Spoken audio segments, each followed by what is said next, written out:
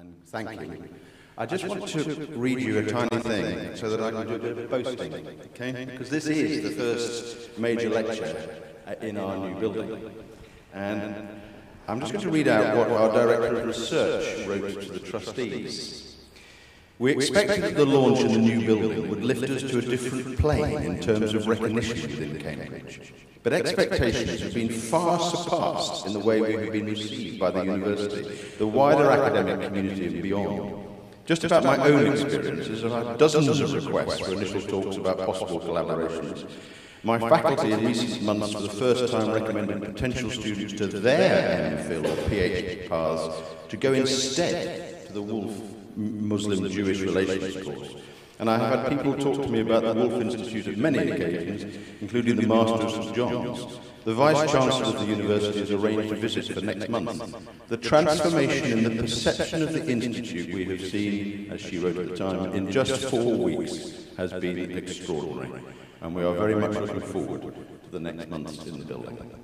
I want to pay tribute to Ed Kessler and all of his staff and the trustees for the occasional moments of belief that this was actually going to happen and we were going to have a building like this. The building, of course, is not in itself the end. The building is just a means to the end. But to build something of this scale in the time without Ed having a nervous breakdown actually is one of the great achievements of our time. And I would have been in the next bed the way things were going. That's the building. Enough about us. I really want to begin by thanking His Royal Highness Prince Hassan for agreeing to speak tonight.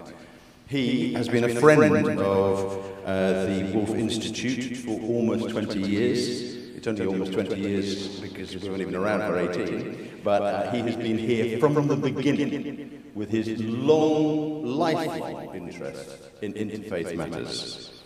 I also want to thank an old friend, Rowan Williams, Lord Williams, for agreeing to respond to His Royal Highness again and again for his support for the Woolf Institute. I also want to thank the Sofa family who are here en masse, as I understand, for their support to our programme on Living in Harmony, which is about music, the music of the different faiths in the Middle East.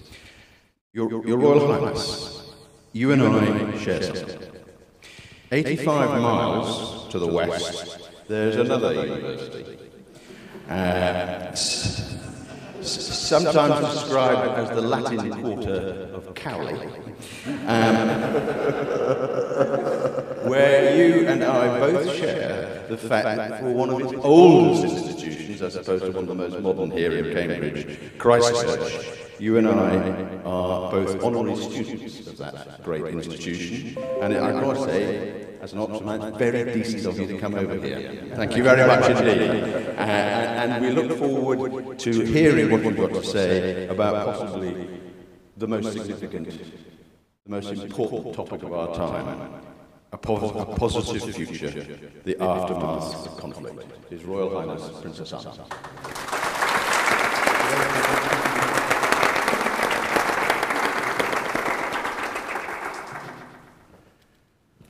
Lord Williams, Lord Blair,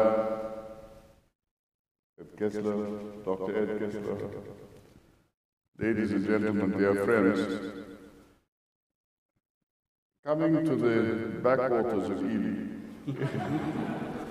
as I do today,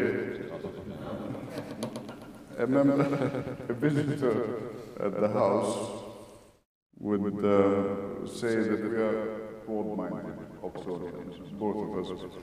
And I want to say that I've always warned against taking pride in the building. What is important is the content of the building. So I'm glad that you made it very clear that our association goes back at least almost 20 years, that we have tried to foster inclusion, to build respect between peoples, to understand, which of course precedes comprehending, and to build peaceful pluralism between peoples of different faiths and cultures. And goodness knows the world we are living in today is crying out for all of these. Great powers are primarily concerned with their relations with other great powers. It's a sort of protocol thing, I think. They used to say, youth may be wasted on youth, but royalty is never wasted on royalty. Their clients must fit into this framework, but often forget this, and in doing so, may draw their patrons into conflicts. They do not desire or find too late that their patrons abandon them at the moment of crisis in order to avoid a conflict.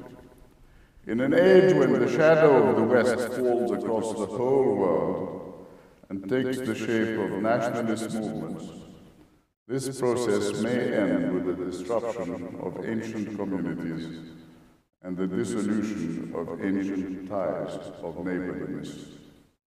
These were the words of Albert Hourani, my sometime mentor at Oxford, and they came in the context of the second George Antonius Memorial Lecture, The Arab Awakening 40 years after.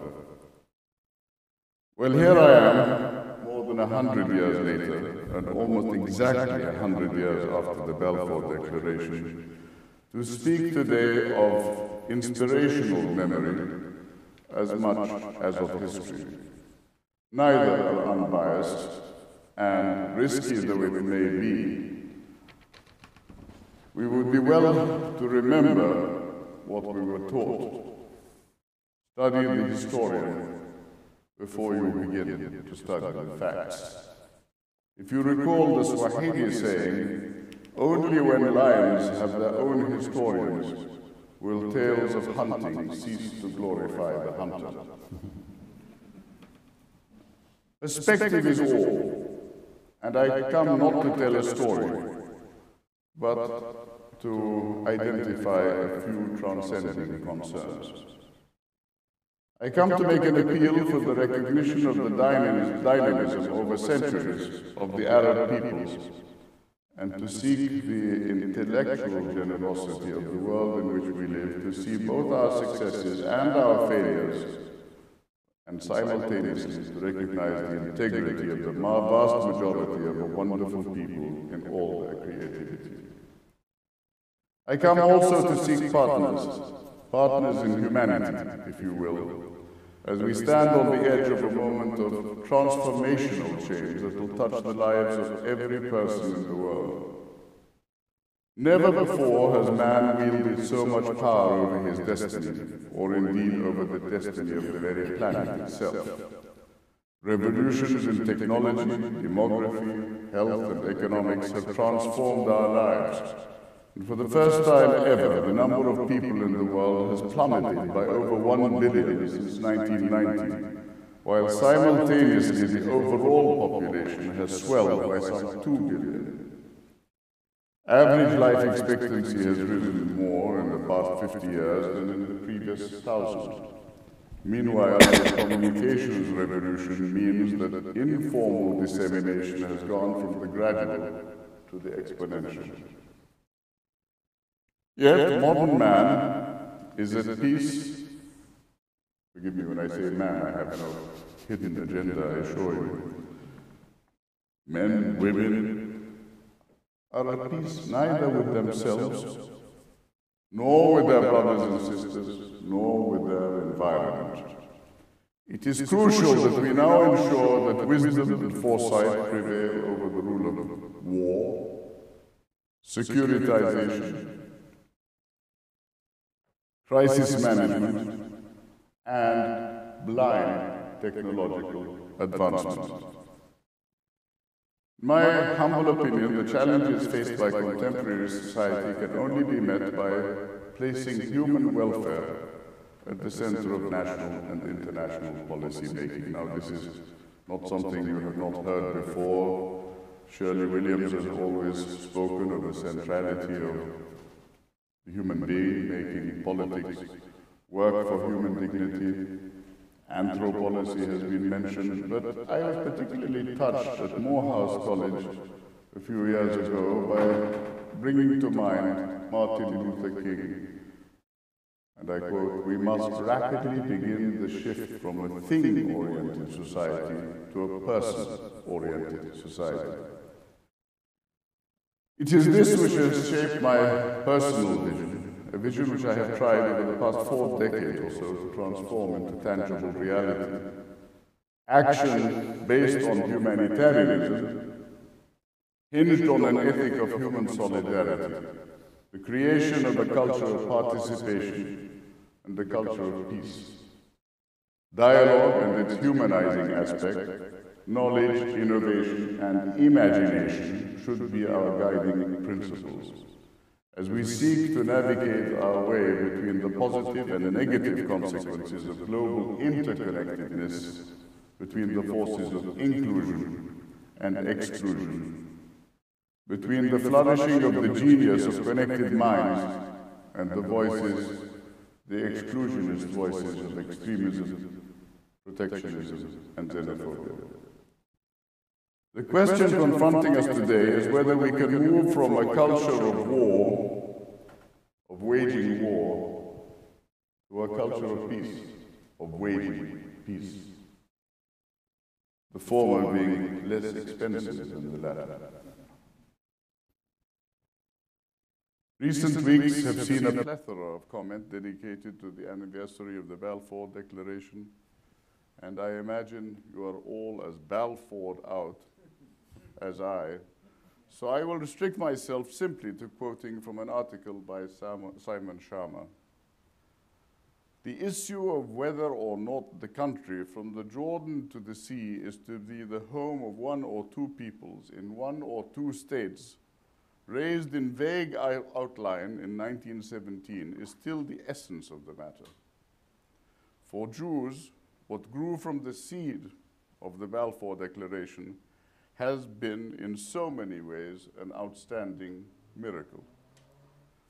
For all its flaws and failings, a vibrant, contentious, if embattled democracy, and the retort in living humanity to the Nazi ambition to wipe out not just the body of all Jews, but their culture and memory too. But as many Zionists have known and argued, the fulfillment of a national home will turn not just on power, but on ethics, in which case the humanity of the other people of the land needs to be respected too.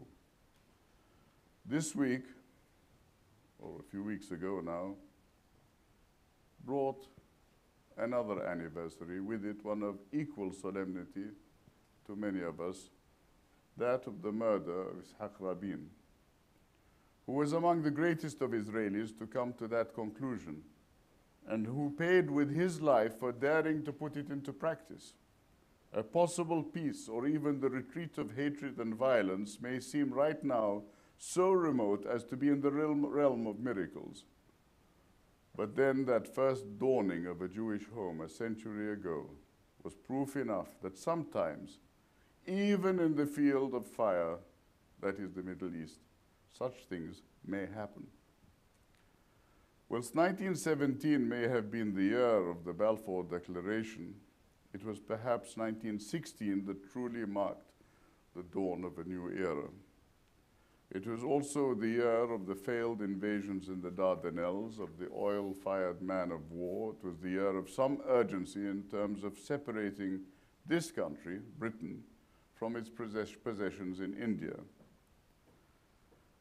And it is clear that in 1916, my great-grandfather, the Sharif of Mecca, who, let us not forget, had been a member of the Ottoman court, the Ottoman parliament, together with many of those alive during the time of the revolt, had that Arab sense of the spirit of the age in which they lived was changing. The Arab revolt, in that sense, was a reaffirmation of the pan-Arab Nahda, Arab identity. It is interesting that today I signed a letter to Hassan, whom we met here in Cambridge a few years ago when we met to discuss Jews of Arab culture. And it was today that I received a signed copy from a friend who went to buy a book written by Lynn Julius with the subtitle, How 3,000 Years of Jewish Civilization in the Arab World Vanished Overnight. I don't want to take issue with the construct of that title, but I do want to say that my letter to Hassan was to inform him that our Institute for Interfaith Study is deeply interested and well advanced in the study of prominent Jewish Arabs. I personally believe in one world civilization and 10,000 cultures. So this idea of my civilization and your civilization is basically an oxymoron, if I can use that expression in Cambridge.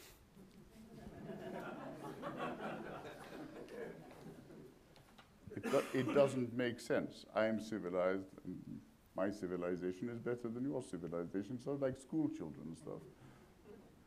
But the reaffirmation of the pan-Arab Nahda of the late 19th century was a period of tremendous intellectual effervescence that cut across sectarian lines. And when the Ashkenazis, and my host Ed is an Ashkenazi, started egressing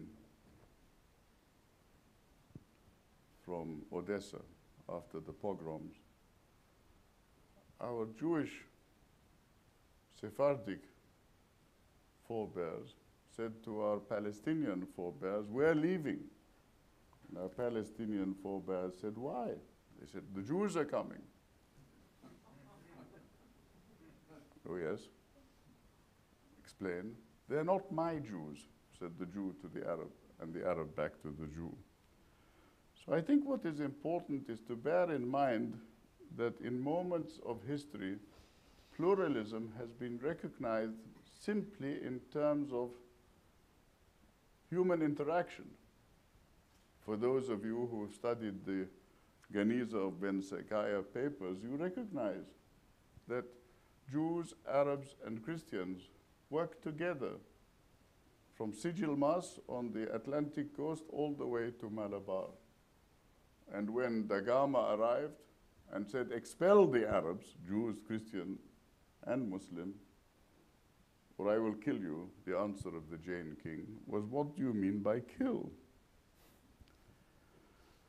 Today, we think in terms of equality and citizenship and say that this has nothing to do with religious identity. I remember with Leopold Sédar Senghor, when we called for an international humanitarian order, he said, humaniste. And I said, humanitaire. You know, we English products of an English education, we wogs are not supposed to speak French. And he said, why are you insisting on humanitaire? I said, because humanist in our ears might mean agnostic, atheist, and so forth. So I think that what is important is to emphasize the fact that citizenship is identity. The fact that there are 65 million refugees in the world. The fact that the largest concentration of brand names is in our benighted region today.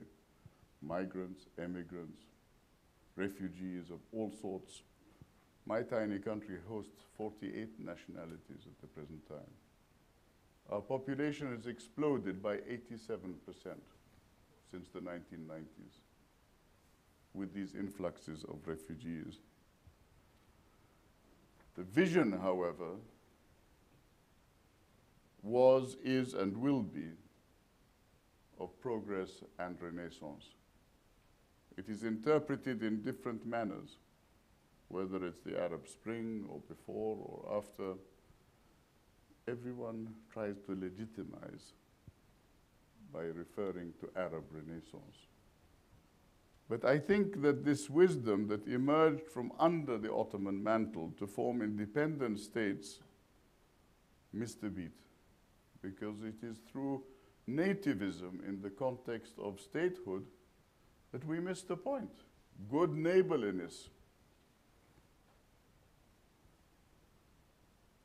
the importance of defending what we hold dearer than the state, what we now call the holy places. The Ottoman state had decided the best line of defense had the southernmost point of Mosul, so topical today. But what did that mean in terms of the future of Jerusalem, Medina, and Mecca?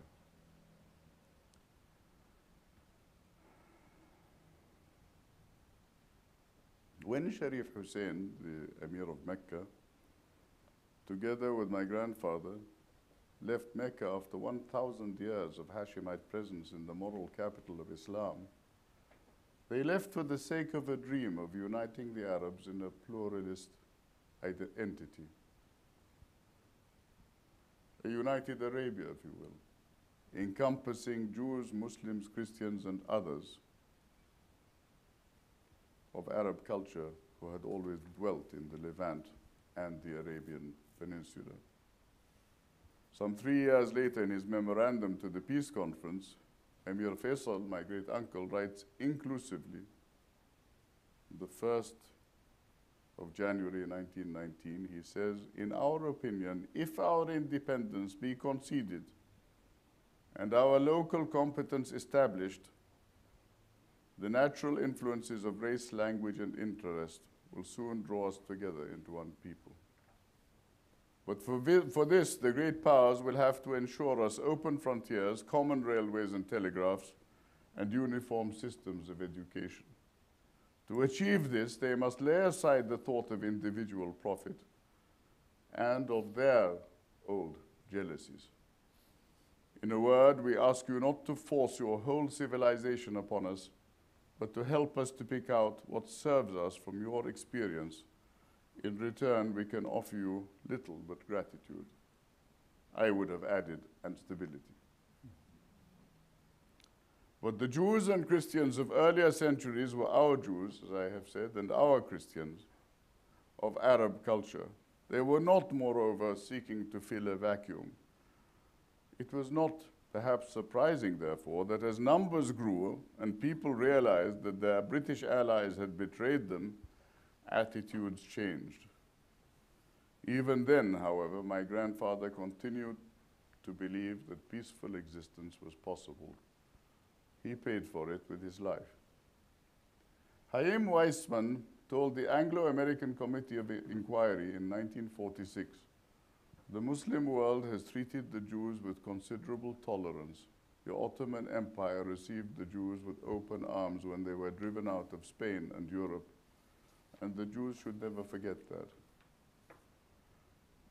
Tiny Jordan today, defined by the same concern for inclusion and mutual respect for all its peoples, is attempting to revisit that formula of pluralism. The ethics and politics of the second Arab Renaissance, and incidentally, I recommend to you a book, product of Oxford University professors, entitled The New Age of Discovery. The concept is appealing, the new Elizabethan age of discovery, if you will.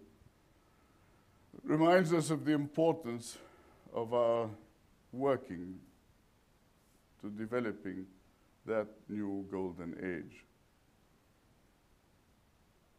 But enough of legacy. Back to the future, if you will. What-if scenarios. Today, we are facing an era of rising populism, nationalism, or nativism, if you want another word for it. In the words of Peter Sutherland, he says, "You cannot continue with this equation of nationals on Venus and migrants on Mars, of retrenchment, often exacerbated in our region by externally imposed stereotypical brand names which reduce people to little more than statistics." A European lady at a dinner some time ago said to me, "You're not really an Arab Muslim, are you?"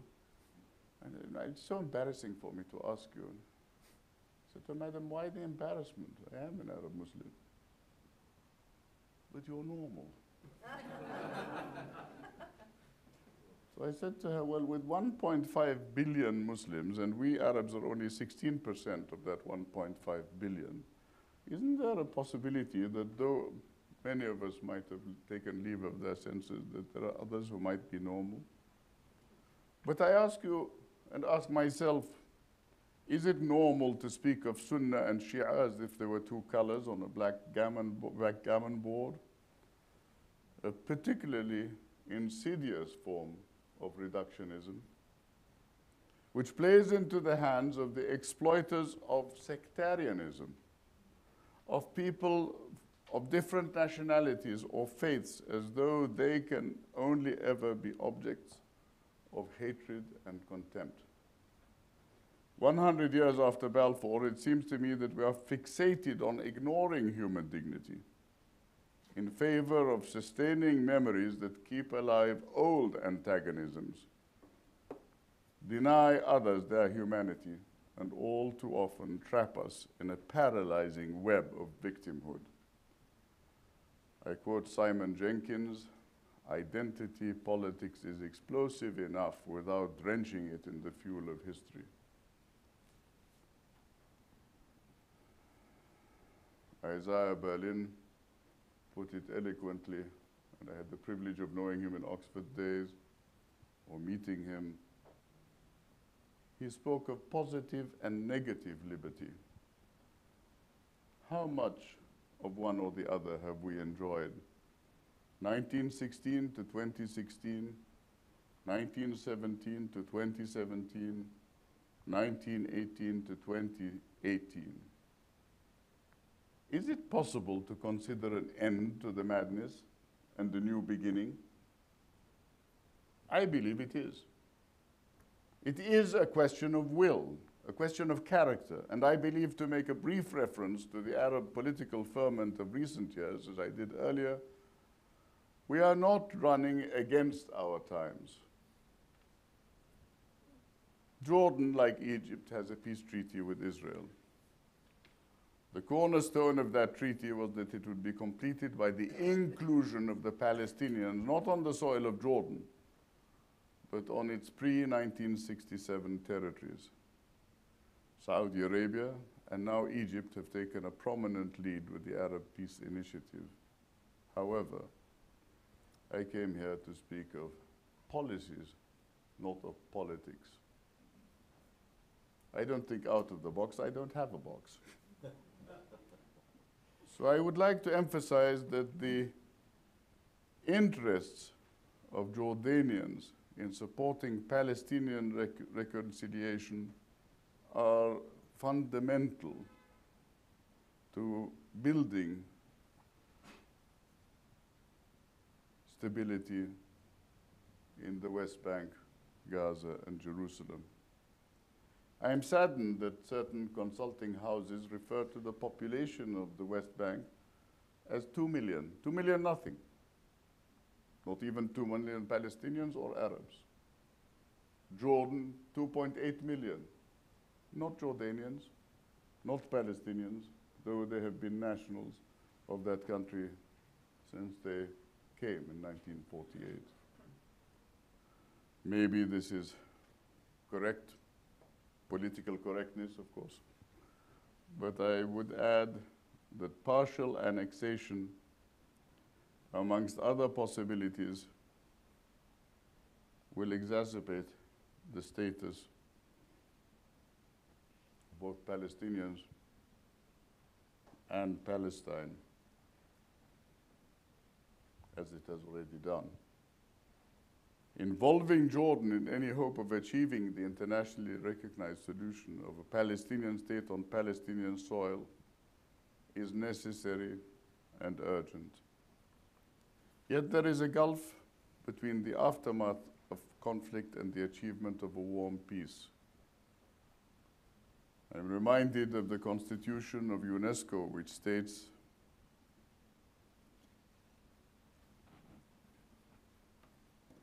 and I'm not quoting UNESCO, but I'm quoting Berlin again, which is what I would prefer to do. I am a Marxist of the Groucho kind.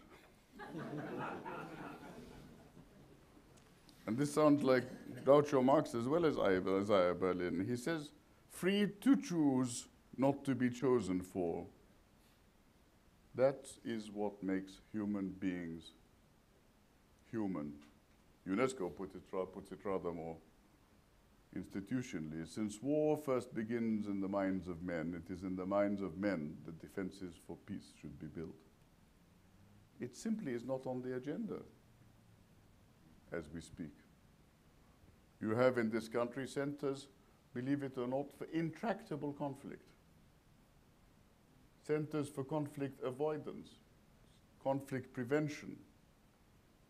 But the body that keeps us focused on the subject of peacemaking is the International Security Council of the United Nations, all of whom are selling weapons in astronomical figures. I spoke to one of that company the other day, and I said, what are you doing? He said, well, look, if you want my advice, batten down the hatches for the next 2 years.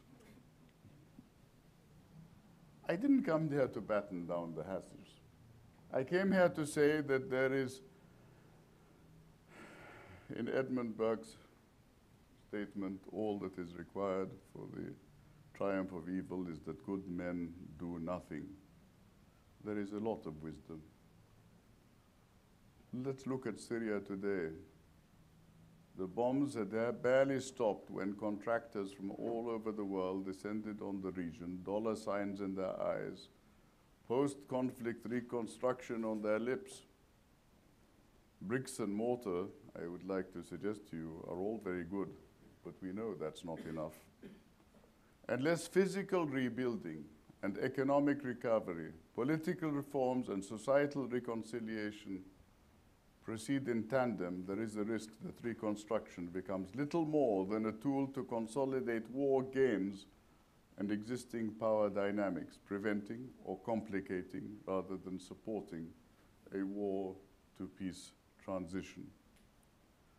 Reconstruction offers domestic and external actors a chance to increase leverage, to boost legitimacy, and to consolidate control.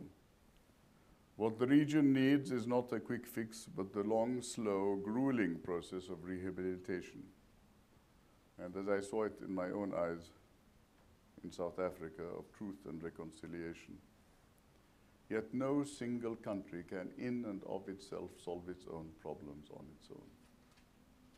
So I would put it to you that the Levant, comprising initially Jordan, Palestine, Lebanon, Syria, and Iraq, and with the potential to extend later to include Israel, Turkey, and Iran,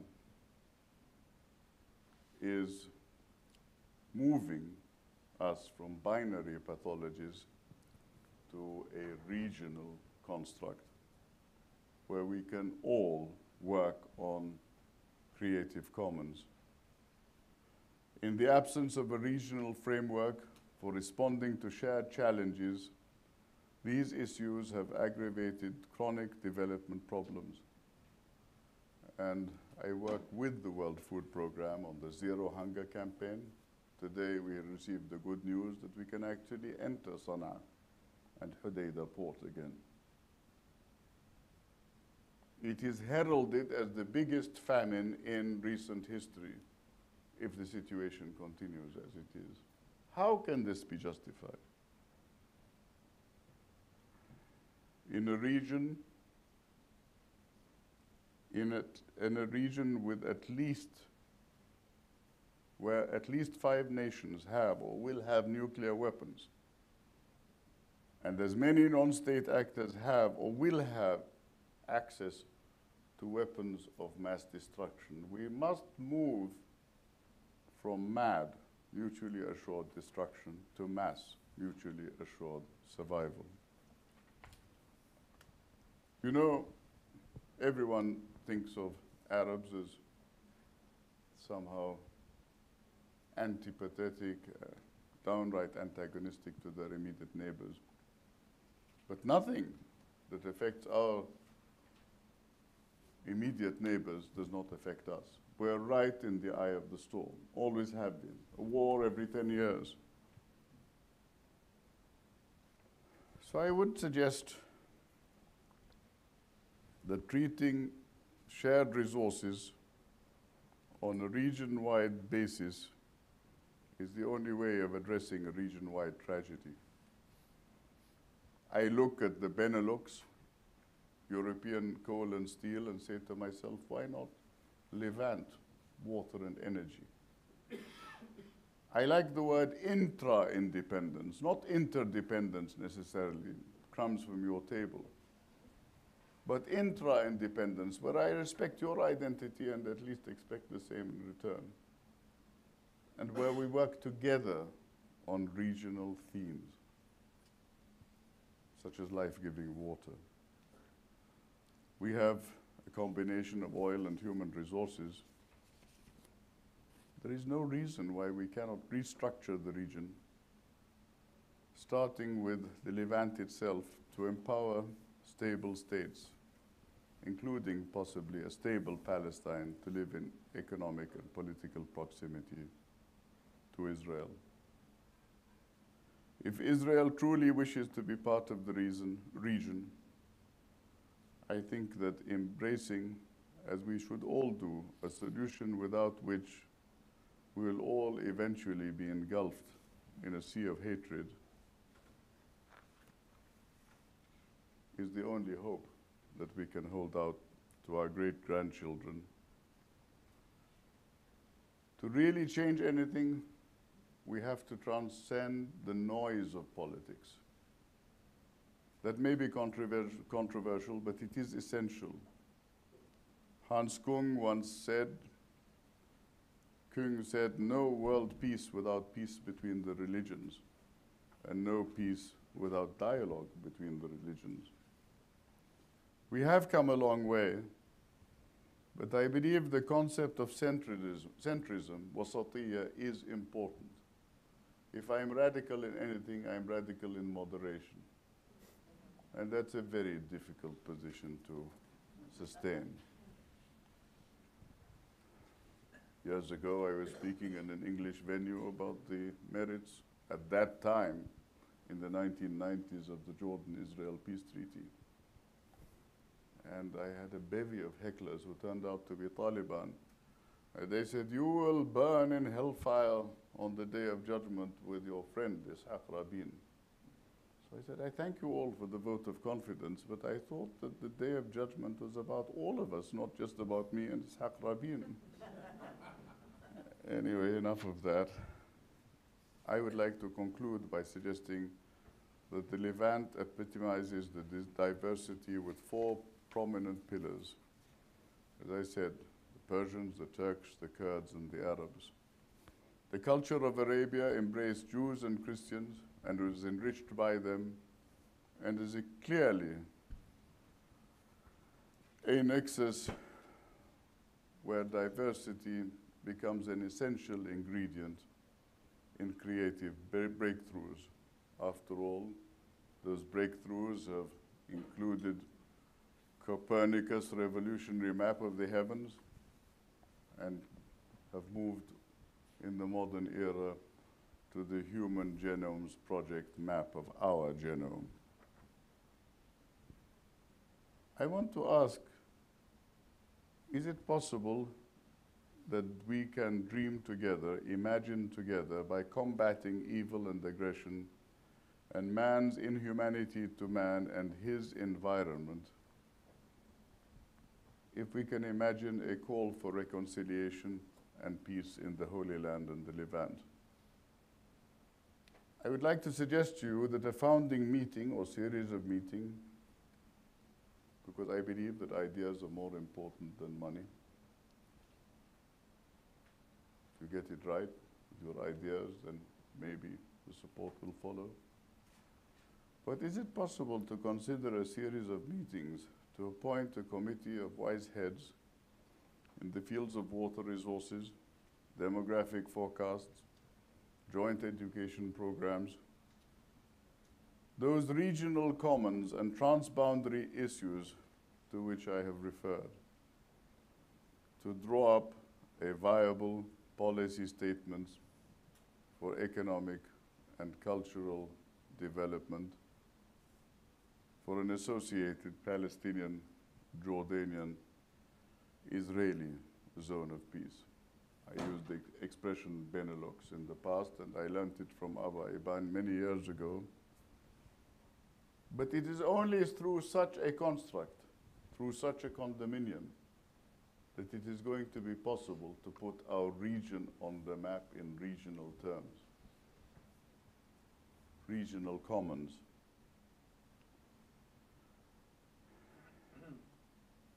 This, in time, could be a blueprint for a future federalism of the Fertile Crescent or Council of the Levant, which would include self-governing regions with their own cultural attributes and specificities.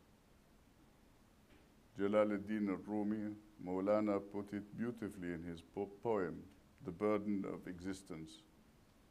I am like a jaded camel. The saddle of free will has sorely bruised my back. Despite al-Khwarizmi, from which we derive the word algorithm, and fake news, we still have free will. And it is my belief that we must accept with joy the bumps and bruises along the path, to continue to strive for a better world for all people, wherever they may be, for the sake of humanity. We need to provide the benighted peoples of our region with the basis for memories of the future. Hope is serious stuff, ladies and gentlemen. People's lives depend on it. And as Abe Lincoln warned, if we falter and lose our freedoms, it will be because we destroyed ourselves. Thank you.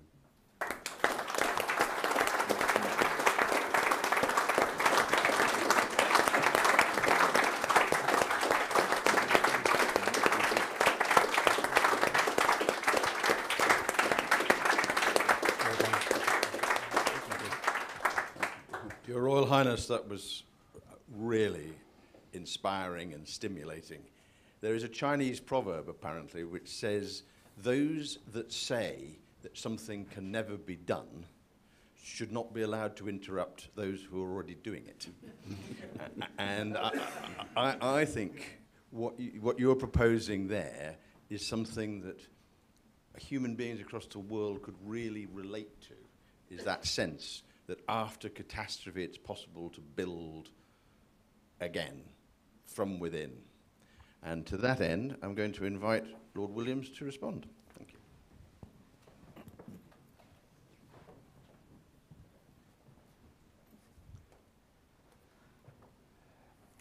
Your Royal Highness, friends, it's an enormous privilege to be invited to respond to this lecture, and a particular privilege to stand in between two fellow honorary students at Christ Church, Oxford.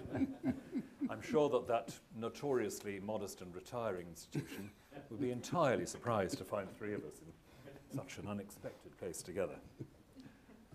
But for many years I've had the privilege, Your Royal Highness, of meeting you and hearing you in various contexts, and in every such occasion being reminded of moral, spiritual, and political priorities in the region from which you come in such a way as to refresh both intelligence and hope.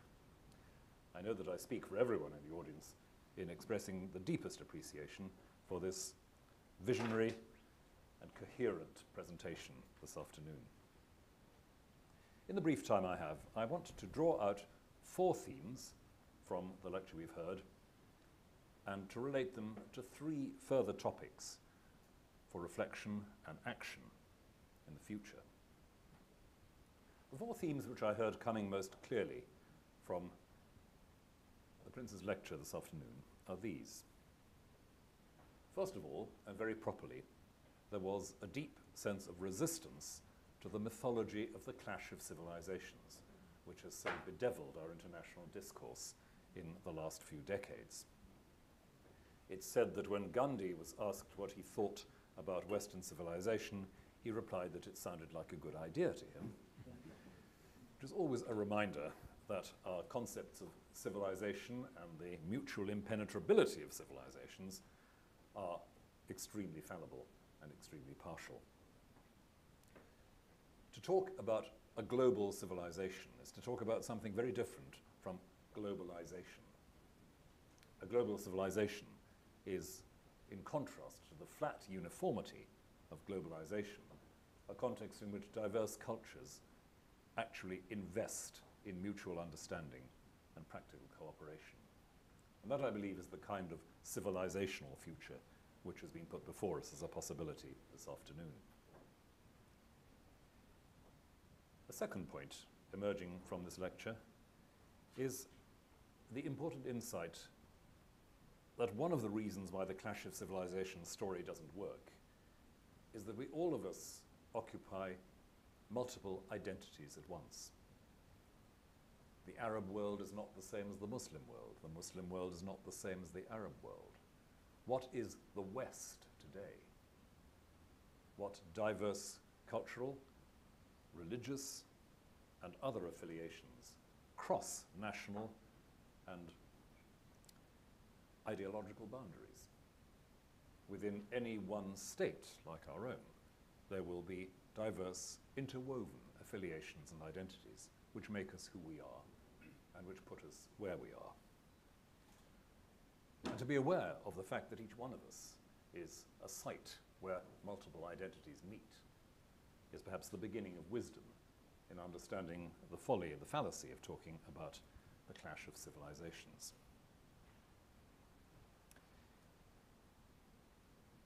A further point coming out from this and relating to what I've said so far is the absolutely crucial vision in this lecture of shared security. My neighbour's security is my own. That ought to be so obvious as not to need saying. But it isn't. It needs repeating again and again, that in a world of limited resources, a world of common challenges, my security and the security of my neighbour are utterly inseparable, whether we speak as individuals or as states. I've sometimes said in recent years that one of the things we most need to learn is that crises don't read maps. That's to say that the great challenges of our time don't stop at national boundaries and are not restricted by national identities. The largest moral and practical challenges we face, we can only face and tackle together. No one state, no one civilization, no one religion has the resources in and of itself to meet the challenges that are human challenges. And the fourth and final point, which I drew out from listening to this superb lecture, was a vision for the region and for regional security, which seemed to me to be the kind of prescription for the future which we need more and more urgently to hear and to have fleshed out. We've heard a vision of what the Levant might be if we reinvented that apparently outdated term. The Levant, it's a word which conjures up quite properly for us cultural pluralism, vitality, a relativizing of merely national identities in favour not only of a regional security and stability, but in favour of something deeper, a sense of deep cultural at-homeness with diversity. That Levant is in danger, daily increasing danger, of being occluded for good and all by the murderous politics of the region. That alternative vision of the recreation of the Levant in all those senses is something which is worth exploring with urgency, not only for the sake of that particular region, but for the wider region of the Mediterranean. Some years ago, I can recall a conversation, if I may drop a name, a conversation with the then Foreign Secretary, William Hague, about the politics of the Middle East. in which we both speculated wistfully about what had happened to the future of the Mediterranean in our thoughts about global politics. Another cultural region, once connected in all kinds of unexpected ways across religious, ideological, and national boundaries. And now it seems a vision almost lost to us, as if someone had built a wall right across the middle of the Middle Sea. That's a longer issue for longer discussion. However, if we were to think about revitalizing a proper cultural and political fellowship around the Mediterranean, a stable, secure and prospering Levant would be part of that model. Well, those are four thoughts which seem to me to be of particular importance and present significance in what we've heard this afternoon. But before I conclude my response, I'd want to relate them to two or three slightly broader points about what our religious traditions have to bring to bear in this context. And I begin with my own homeland and its language and its poetry. Beth yw adnabod, cael un raidd dan y canghennau, said one of our greatest Welsh 20th century poets. What is recognition? Having a single root between all the diverse branches. Recognition is a matter of understanding common rootedness. Now, this particular institute in which we stand is, I think it's fair to say, Ed, devoted to precisely that vision, finding a single root, and therefore devoted to the promotion of recognition. Without recognition, the sense of a common rootedness, the sense not only of a history that we share, but of a much deeper identity that we share, without that, our connectedness is going to be not only vacuous, but dangerous. Our interconnectedness may have increased, but the lack of trust among peoples is corrosive. A phrase, Your Royal Highness, from your lecture. Connectedness without recognition is the world of online abuse and violent debate. Connectedness without recognition is a world of fear and prejudice. Vastly better informed fear, vastly better informed prejudice, which is not quite where we want to get to. Recognition is the understanding that the other's perspective is one which has something at its roots in common with my own sense of what it is to be human, and my own sense of a human calling and a human destiny. And that is completely fundamental to political ethics. It's the ground on which we are enabled to say, from our diverse religious perspectives, that my neighbour's security is my own. Not just for pragmatic reasons, but because I recognize in my neighbour the passion for stability, for recognition, to be recognized, the passion to be loved, the passion to be at home, which is my own. The second resource that our religious traditions bring to bear in this situation is perhaps one that sounds rather odd, but I think is very important to the sense of being religious. And that is that the taking of time matters. What is most deeply significant and transformative for human beings is not achieved suddenly. We take the time it takes to build a world in which recognition is possible. And you could say that one of the things that religious faith ought to give us, it doesn't always, but it ought to, is a sense that time is gifted to us for the discovery of what is true and what is holy. Time is not yet over. Time is moving towards a consummation. That consummation isn't something we can bring about according to any timetable, any deadline. What we have is today and tomorrow and the day after. And patiently walking through that time-taking, with all the building of trust and understanding the relation that goes with it, that is what a life of faith looks like. Taking the time it takes to build what we have to build. So the trust which was identified as lacking among peoples, the trustlessness which currently afflicts so much of our global politics and our national politics, can be and must be countered by taking the time it takes to recognize one another and to build on that. And in that taking of time comes the third dimension of what religious commitment offers in this context.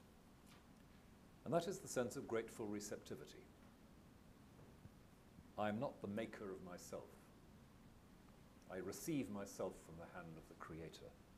I receive who I am as itself a gift to be given in turn. And I am made to be myself by what I am given through the other. The religious world, the world in which human beings acknowledge themselves to be in the hand of a Creator, is a world where each person is uniquely a gift, given so that the neighbour may become more deeply and fully a person themselves. And that great circulation of life and gift in the world is how creation works. Not a remote event in the distant past, but the ongoing process of the giving of God through human relation. So receptivity, grateful receptivity, becomes the core of our human enterprise. We learn to look at the stranger not as a threat, but as a promise. We learn precisely to live with our multiple identities in a way that is graceful and grateful. We learn how and why it is that the neighbour's security is mine, because the neighbour's security is the gift to me as my security is the gift to the neighbour. We've been given an extraordinary vision this evening in what we've heard from our distinguished speaker. A vision rooted very deeply in a personal experience of promoting dialogue, which goes back many decades, but rooted also in the distinctive experience of a country which in its region remains still for many people one of the few open spaces for encounter, for growth together. One of the few spaces not dominated completely by political or ethnic or religious panic. It's one of the things I love about your country, Your Royal Highness, and I think I'm not the only one. Thank you so much. That it has retained this cultural colouring under the immense, the unimaginable pressures of the refugee influx over the last few decades is something of a miracle. And I suspect that I'm not the only person in this room who will want to say that our thoughts and our prayers are with Jordan and its people on a very regular basis at this time when more than ever it carries the burdens that many of us have helped to create in the wider world. But out of that has come a very distinctive, very powerful gift to us this afternoon, that generous but pragmatic, realistic but deeply faith-imbued perspective, which, if we are able to learn from it, will be something which can make the Levant, for all the appalling challenges and sufferings it now faces, a sign of human possibility for the rest of us. That cradle in which so many transforming human possibilities have come to light in the histories of the great Abrahamic faiths. May those possibilities kindle again as this vision spreads and gains traction. Thank you so much. Thank you very much.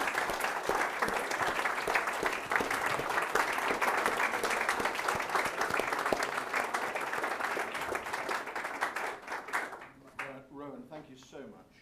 I'm now going to turn to Dr.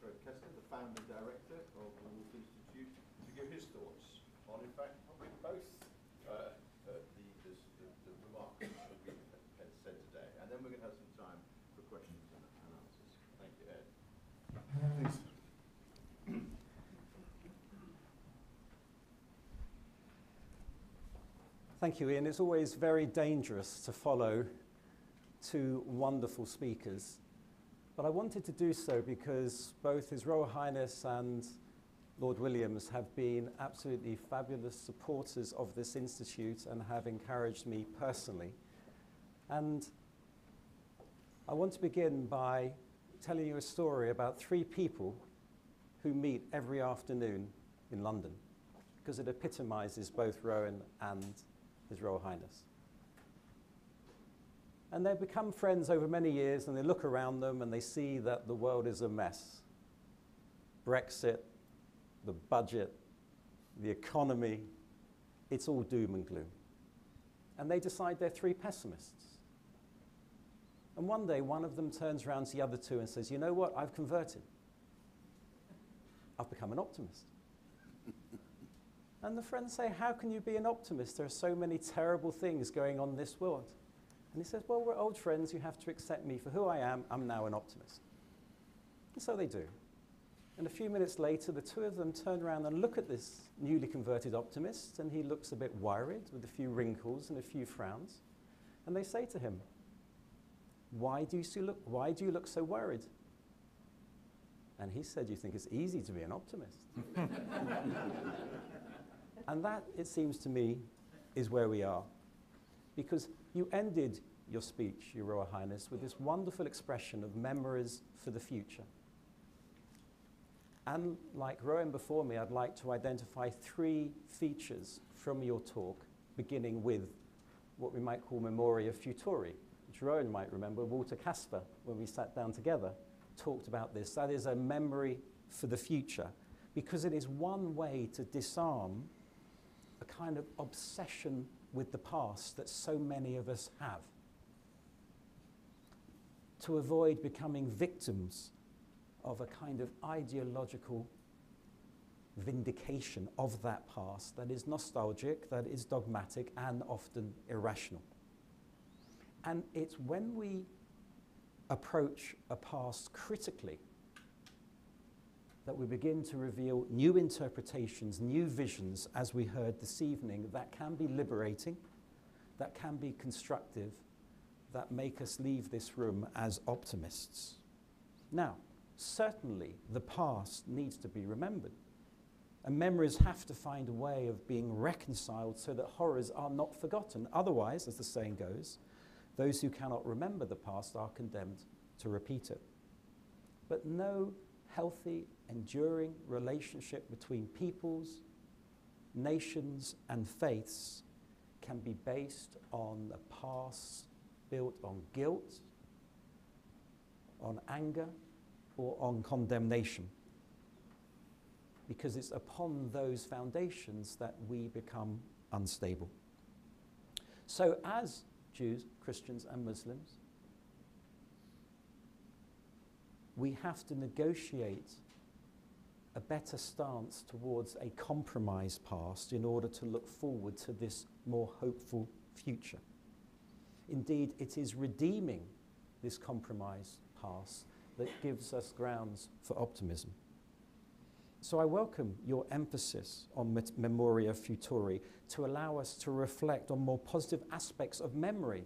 And I'll give one example this month, not so much being Balfour, but Remembrance Sunday, which in this country is an example of how memory can empower the present positively.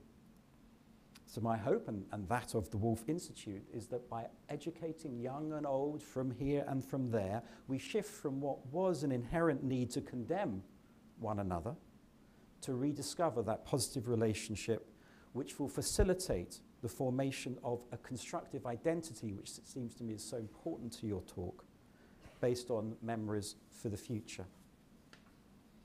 The second feature of your talk is something that's absolutely central to our future and to living peaceably together, and that is trust, again mentioned by Rowan, as well as Your Royal Highness.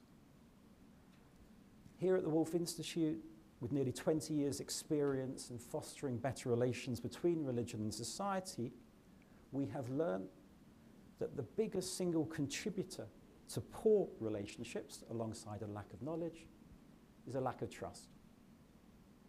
The thinker Confucius told his disciple that governing requires weapons, food, and trust, in that order. If a ruler can't have all three, he wrote, he should relinquish weapons first, then food, but last of all, trust. For without trust, he said, we cannot stand. And we face this dramatic decline in trust, not just in this country, but overseas. According to the 2017 Edelman Trust Barometer, 72% of the French and the Italians have lost faith in their society. And this loss of faith, this loss of trust, is not confined to our views of politicians, of business leaders. On the contrary, it's profoundly impacted on all aspects of public life, including our religious leaders. Trusted professions and institutions, including universities, have become less so.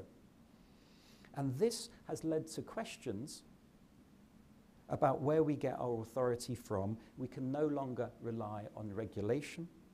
We need to assert common values. Again, a point that you talked about towards the end of your talk, because you've dedicated so much of your life to the search for common values between the Abrahamic faiths, applying these in order to overcome tensions and help to reduce the conflict, as you've outlined in Levant, to rebuild that coalition of trust and to look forward to the future with more optimism than at the present time.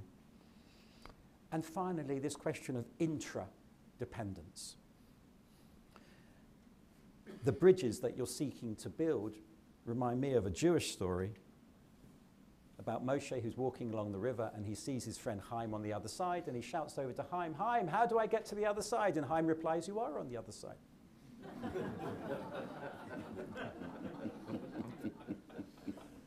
So realizing that we are all on the other side makes us appreciate that our relationships are so multifaceted in a way that facts are not. I either am or am not mainly black-haired, short-sighted and bespectacled, but I am simultaneously a child of my parents, the father of my children, the husband of my wife.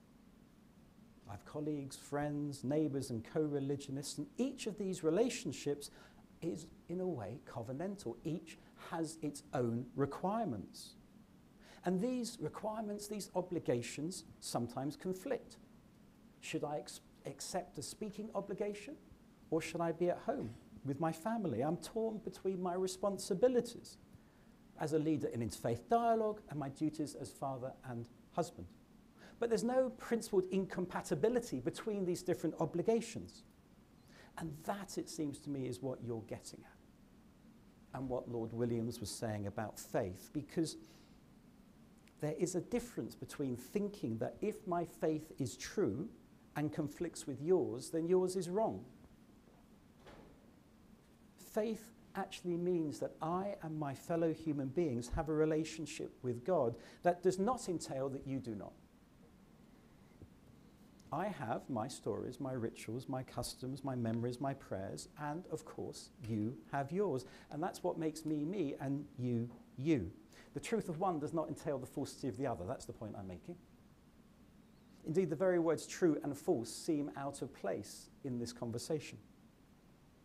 So whilst the scientific question, if you like, is what can I know about the world, the religious question, and the question for those of us engaged in the interreligious conversation is, how should I act and how should I expect others to act if we are to achieve together what none of us can do alone?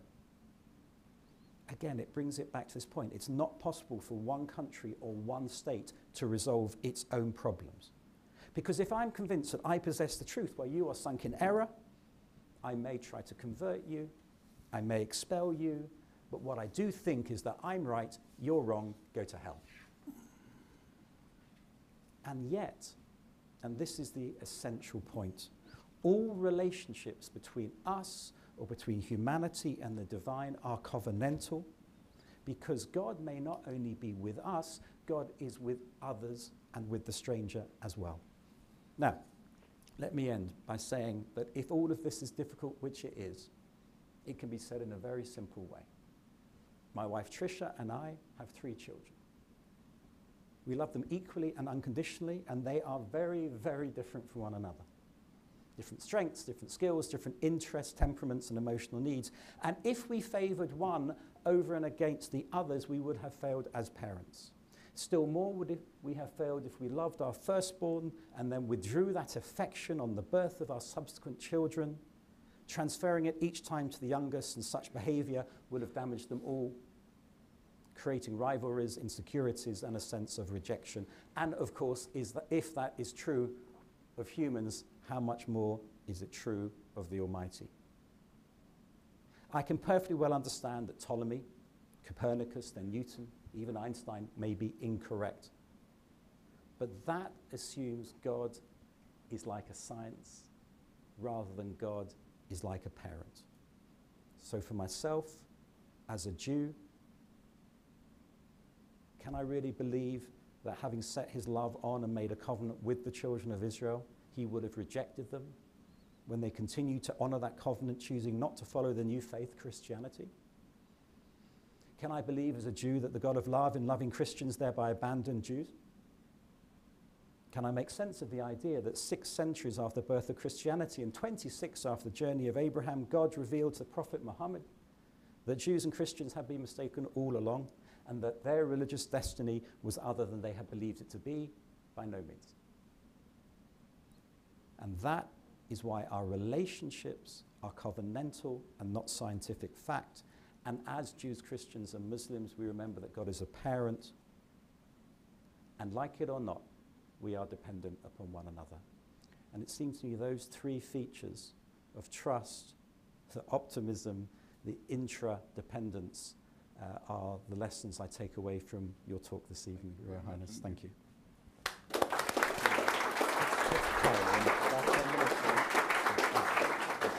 I have to go.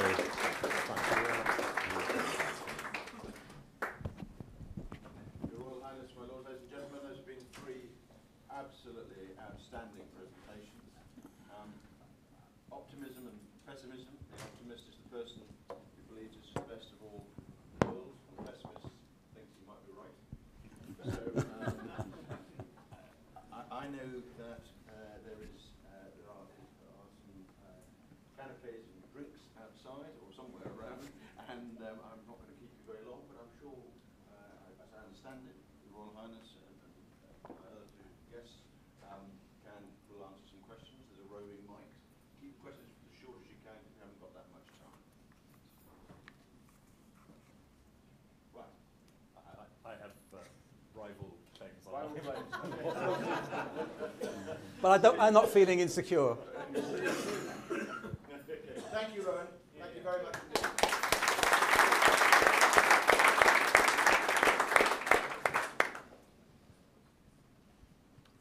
Can I, please, Graham White, can I come not from your world, but the world of Mammon in EC3? Dr. Kessler, you particularly talked about trust, and during those words, you talked about regulation. And it's not a question, it's merely a comment that I regret that our world of EC3 is being strangled by regulation, which is actually an attempt, but a completely pointless attempt, to recreate trust, because it quite simply doesn't. What has broken down in commercial relationships is the notion that you look at somebody and you can trust him, and frankly, if you don't, you shouldn't be dealing with them. And it is that we need to relearn trust, certainly in our world.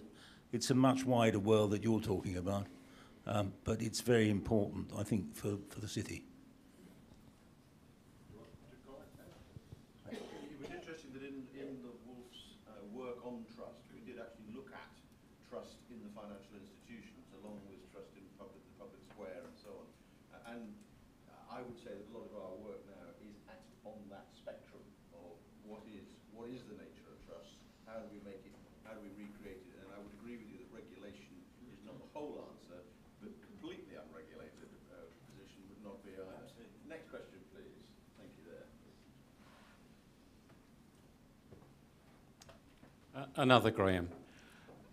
Very recently I was honoured, Your Highness, to be in Jordan with another married couple, and we were having a wonderful time, and we were made to feel very much at home. We decided we wanted to cross the border and to go into Israel, and my wife, particularly being highly religious, wanted to go to Jerusalem. I'll keep this short, but it's important, I think, to get this point across. So we went across the border in buses. We had no special privilege just because we were British. And I got disconnected, and I was on a bus with Palestinians. And unfortunately, I learnt very much close up what hatred there is between those two groups. And my problem today in listening to a lot of wise words is how one could have a plan that one could bring a better relationship and a better trust, where this hatred, whether it's a lack of security or not, didn't exist. Because while it does, there can be no harmony. And I saw it for myself close up. I saw the way that the Palestinians were treated at the border crossing by Israeli guards. And I'm not here to judge, but when you see it close up, not in writing, not in the Sunday Times, and you see it in real time, you see what a major problem we face in that region between those groups. So I take away from today a marvellous set of lectures, and I totally agree with you, sir, but unfortunately I take away a great concern that we are actually not resolving that problem. We can have a lot of theory, but how do we put that into practice? Thank you.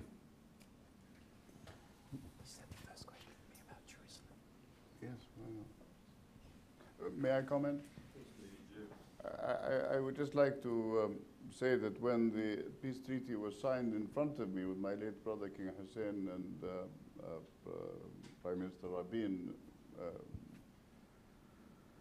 seated at the ceremony, the Israeli press asked me, what do you think? And I said, well, this is a piece of talking heads. It's not a warm peace unless and until people express their desire to make it so.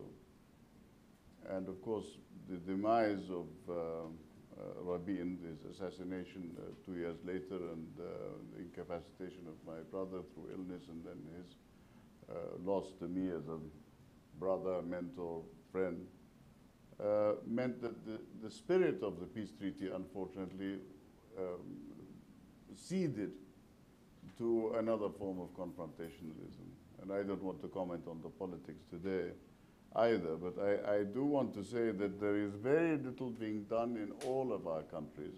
I mean, let's just, if it's humanly possible, freeze the conversation that we're having about everything that you said, which is fully justified and understood. You cannot change that until a deliberate attempt is initiated by the governments concerned and by civil society to develop what I call a good bedside manner.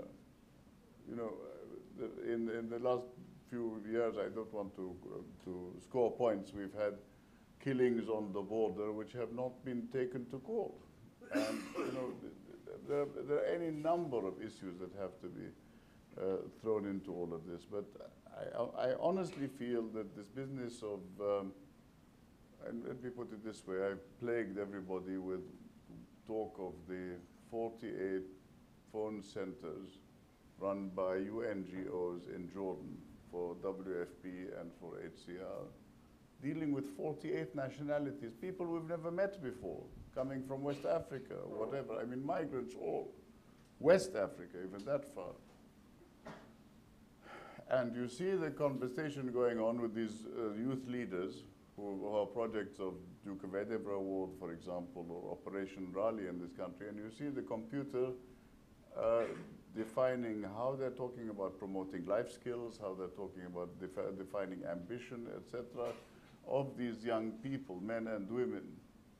And gradually you feel the question of trust is being addressed in the context of conversation.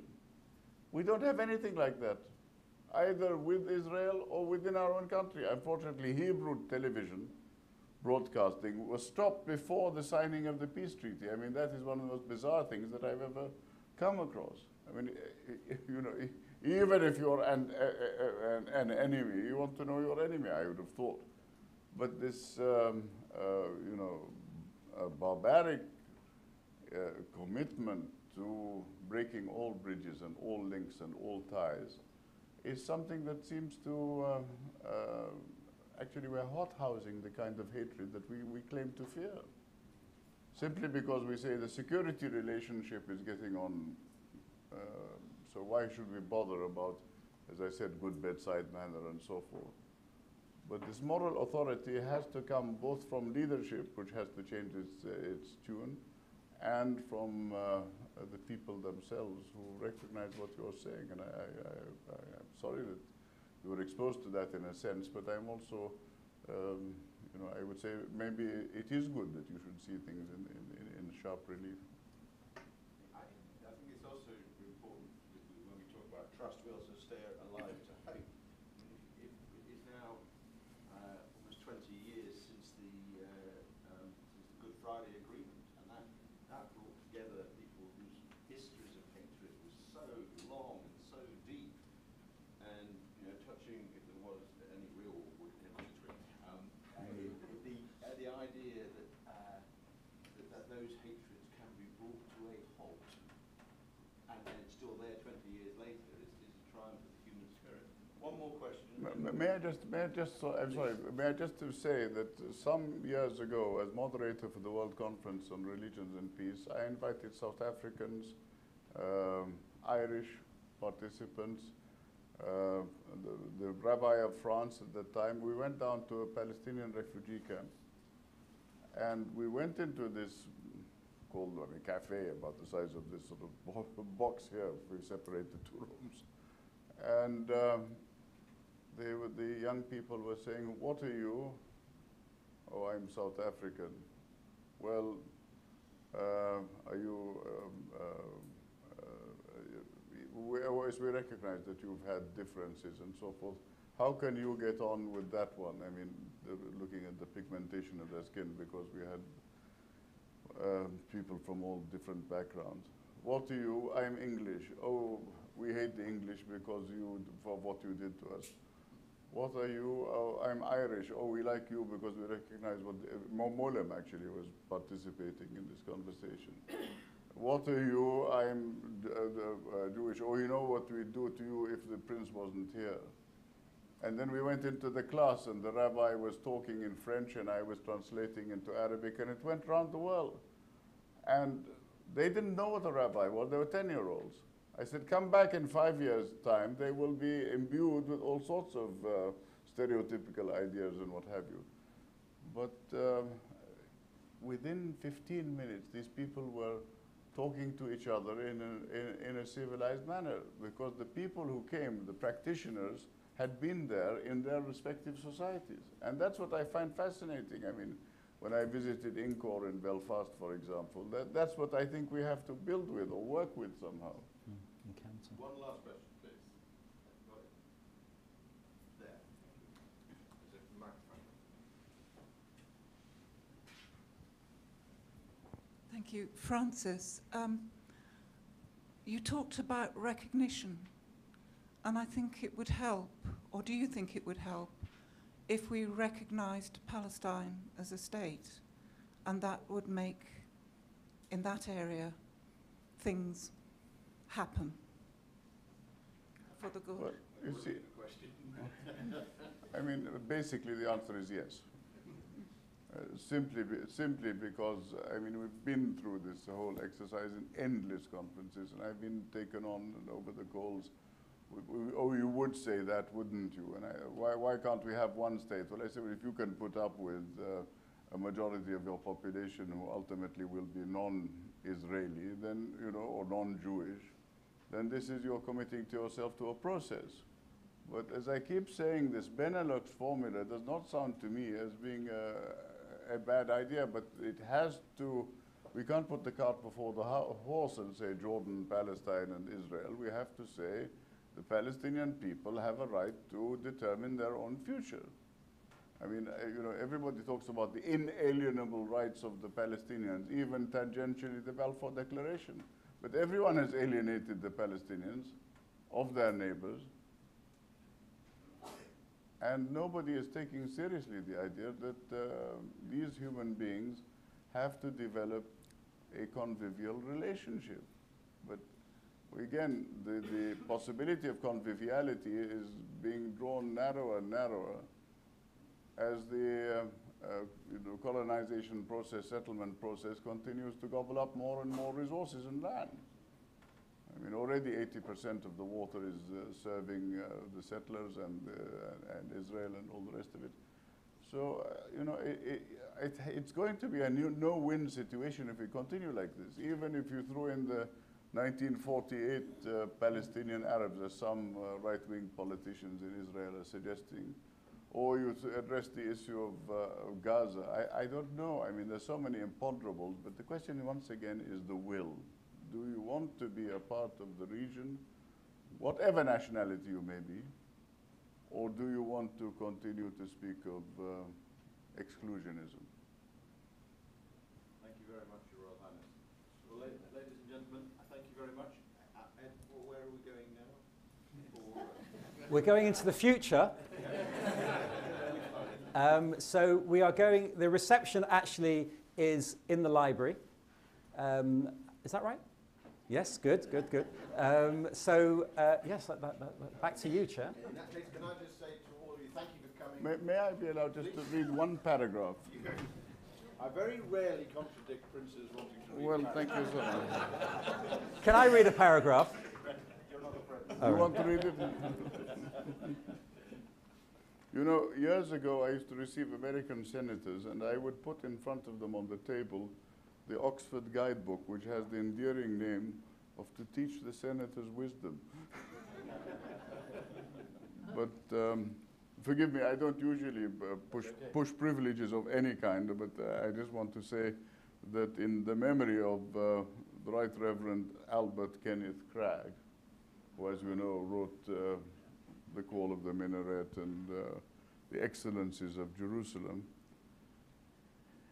You know, people say international Jerusalem, and I can't see that anyone's going to accept a plethora of flags. But what about the management of holy space, as Michael Dumper from Exeter has said? What about the excellencies of Jerusalem, reminding us of the following? In this common human privilege,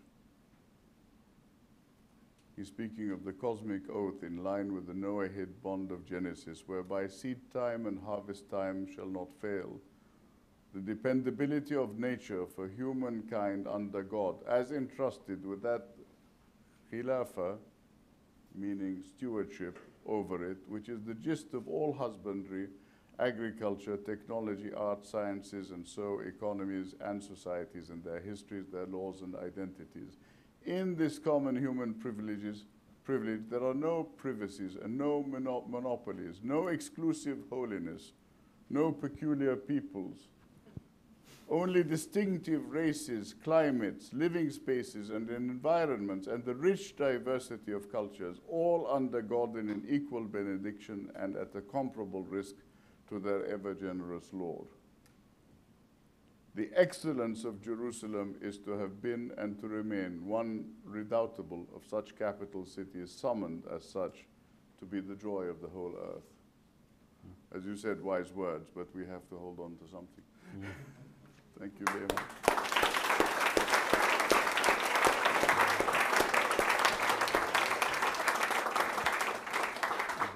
Your Royal Highness, thank you very much indeed.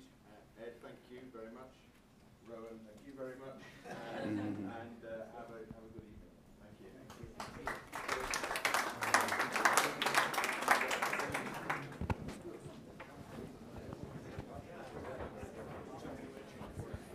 Picture.